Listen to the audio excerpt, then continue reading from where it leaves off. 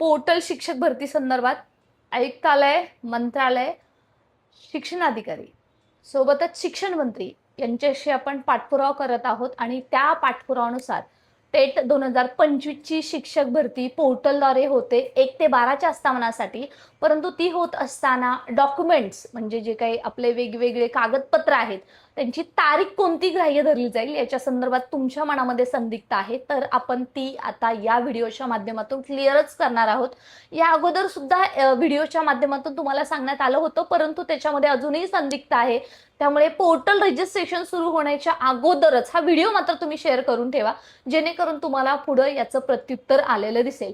मग हे डॉक्युमेंटची तारीख कोणती आहे याच्याबद्दलची एनसीएल असेल, सोबतच समांतर आरक्षणाचं कोणतंही तुमचं डॉक्युमेंट असेल, सोबतच ईडब्ल्यूएस असेल आणि जे तुमचे प्रोफेशनल आणि एज्युकेशन क्वालिफिकेशन असतील आणि सोबतच टीईटी, सीटीटी आणि जी काही टेट तुम्ही दिलेली आहे त्याच्या तारखा असतील, याच्या कोणत्या ग्राह्य धरल्या जातील याच्या संदर्भातला ऑथेंटिक माहिती या व्हिडिओच्या माध्यमातून दिली जाणार आहे. आणि याच चॅनलच्या माध्यमातून आपण शिक्षक भरतीच्या ज्या 10 मुद्द्यावरती सध्या काम करत आहोत, ट्विटरला वालुशा माने म्हणून सर्च करा, त्यानुसार एक शॉर्ट व्हिडिओच्या माध्यमातून तुमच्यापर्यंत माहिती सांगण्याचा प्रयत्न करत आहोत. ज्याच्याशी जी माहिती रिलेटेड आहे त्यांनी ती पाहून तुमच्या शंकेचं समाधान नक्कीच होईल. कारण शिक्षकाच्या हक्कासाठी, सन्मानासाठी आपण फक्त बोलत नाही आहोत, तर ग्राउंडवरती लढत आहोत. त्यामुळे परिस्थिती माहीत आहे आणि याच्या पद्धतीनेच होणार आहे, त्याच्याबद्दल शंकाच नाहीये. आणि तुम्ही दिल्ली दूर नाहीये, तो दूध का दूध और पाणी का पाणी भी हो ही जाएगा. मित्रांनो नमस्कार, मी ॲडव्होकेट प्राध्यापक बालुशा माने. शिक्षकांच्या भरतीसाठी आणि शिक्षकांच्या हक्काच्या नोकरीसाठी आपण लढत असताना आपलं व्हॉट्सअप टेलिग्राम जॉईन करा. या व्हिडिओच्या डिस्क्रिप्शन बॉक्समध्ये लिंक आहे. आणि सोबतच सबस्क्राईब करायला विसरायचं नाहीये, कारण ऑथेंटिक माहिती फक्त आणि फक्त गरज असल्यानंतरच आपल्या याच यूट्यूब फॅमिलीच्या माध्यमातून तुमच्यापर्यंत पोहोचवण्याचा प्रयत्न आपण करत असतो.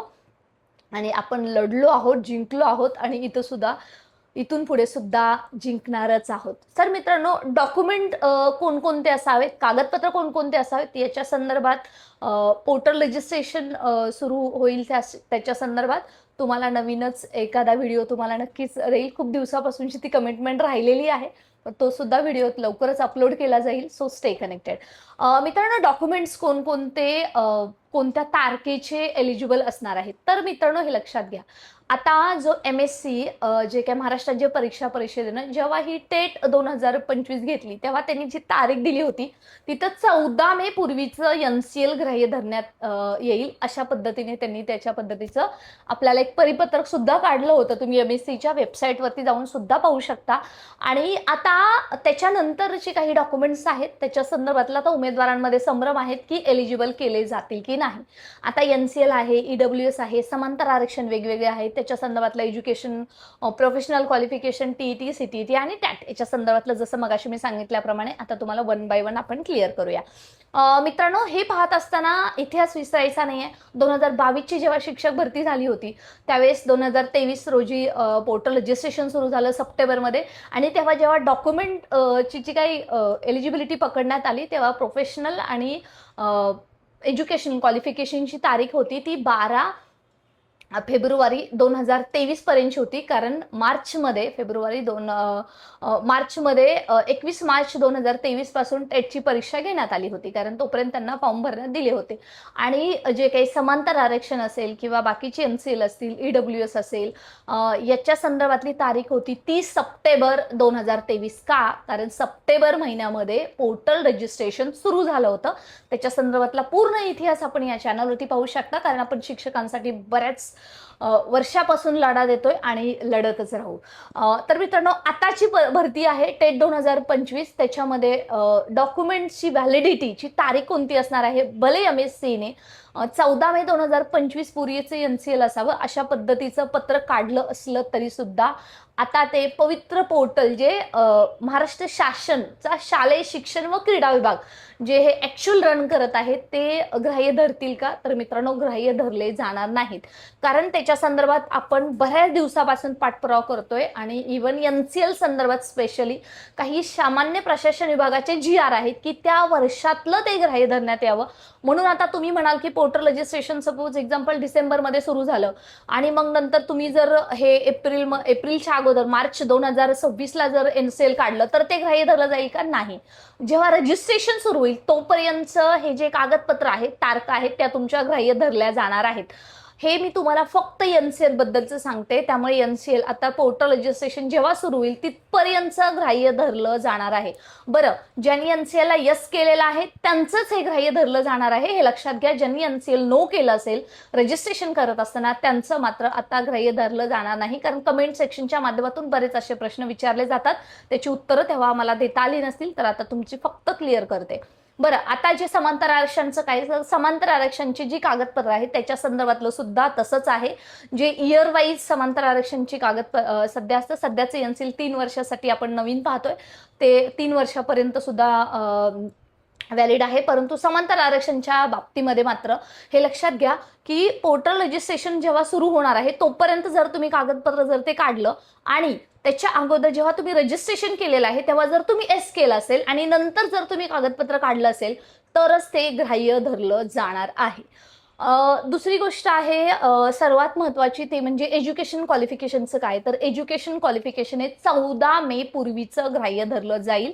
प्रोफेशनल क्वालिफिकेशन, एज्युकेशन क्वालिफिकेशनमध्ये तुमचं BA, BCom, MA, जे काही तुम्ही MCom केलं असेल, MSc केलं असेल त्याच्याबद्दल किंवा 12वी झालं असेल, हे एज्युकेशन क्वालिफिकेशन झालं.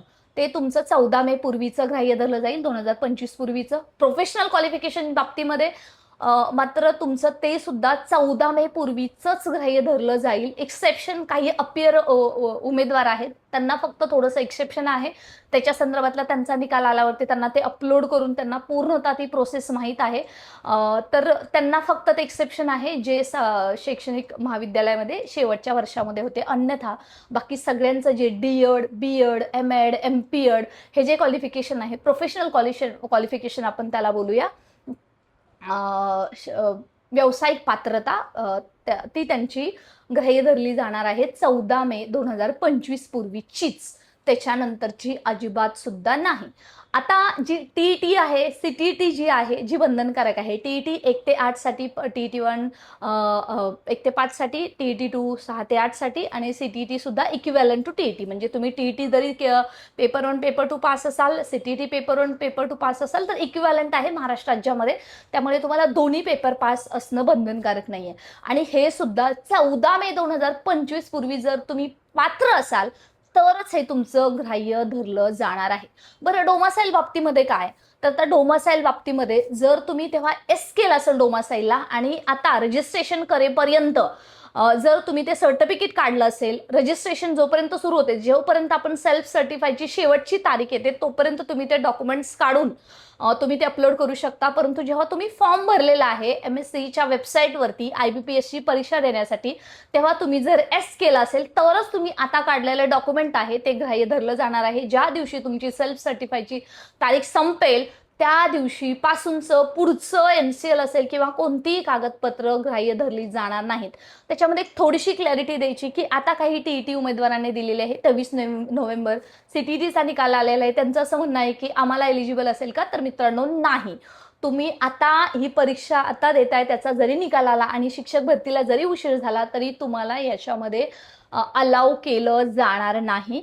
आणि हे तुम्हाला ऑथेंटिक माहिती आपण सांगतोय, त्याच्यासाठी आतापर्यंत आपण लढलेलो आहोत.